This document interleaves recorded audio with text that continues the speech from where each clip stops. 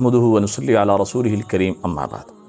हमारे एक दोस्त हैं, उन्होंने सवाल पूछा है। सवाल ये है कि अगर शादीशुदा औरत ज़िना कर ले तो क्या उसका निकाह बाकी रहेगा या नहीं।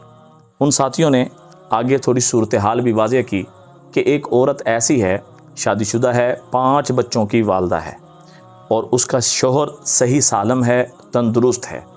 वो एक गैर मर्द के साथ बरहना हालत में ऐसे तरीके से पकड़ी गई कि जिससे ये मालूम हो रहा था कि इससे पहले भी उसका ताल्लुक़ चला आ रहा है।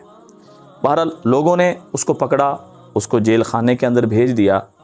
तो अब मसला ये उन्होंने पूछा कि आया ये बताएं कि अब इस औरत की क्या सज़ा है, और दूसरा कि अब ये औरत अपने शौहर के निकाह में बाकी है या बाकी नहीं रही, गैर मर्द के साथ मिलने की वजह से क्या निकाह टूटा तो नहीं, और तीसरा कि ज़िना की, शादीशुदा ज़िना कर ले तो उसकी शरीयत के अंदर क्या सज़ा है, और औरत को किन शराइत के साथ औरत के साथ ताल्लुक़ रखा जा सकता है।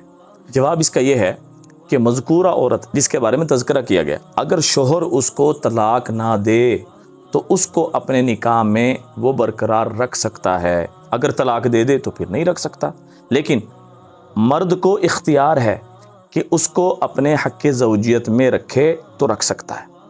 लेकिन इसकी सज़ा क्या है? देखें, अगर गैर शादीशुदा हो, वो ज़िना करता है, तो ज़िना की सज़ा ये है कि फ़ौरन उसका ईमान फ़ौरन निकल जाता है, यानी मतलब उसके सर तक चला जाता है, जिस्म से निकल जाता है, ईमान नहीं। इस हालत में मौत आ जाए तो वो बुरी मौत मरेगा। अल्लाह पाक हम सब की इससे हिफाजत फरमा। लेकिन शादीशुदा अगर ज़िना करे तो शरीयत में उसकी सज़ा संगसारी है।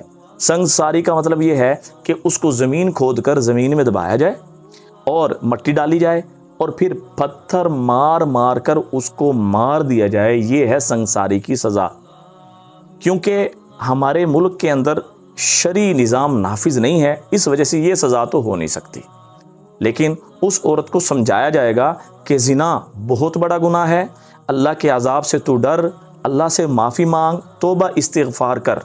अगर वो इस बात की तसल्ली दे दे कि मैं तौबा करती हूँ, एतराफ़ करती हूँ, अल्लाह से माफ़ी मांगती हूँ, और इस बात की वो गारंटी दे दे कि आइंदा उस मर्द से, गैर मर्द से शरी तौर पे शरी पर्दा करूँगी, मैं किसी एतबार से उससे ताल्लुक़ नहीं रखूँगी, तो अब इस वक़्त इस औरत के साथ ताल्लुक़ रखा जा सकता है, ताल्लुक़ रखा जा सकता है। लेकिन देखें, ये सूरत हाल पैदा इस वजह से होती हैं कि मर्द जो है बीवी को टाइम देना छोड़ देता है, उससे इजहार मोहब्बत करना छोड़ देता है, उसको तोहफ़ा देना और प्यार मोहब्बत के मामलात में उसको लेना, हाँ जी, उसके जज्बात को ये छोड़ देता है, और इसी चीज़ का दूसरे लोग फ़ायदा उठाते हैं, जिसकी वजह से मामलात ख़राब हो जाते हैं।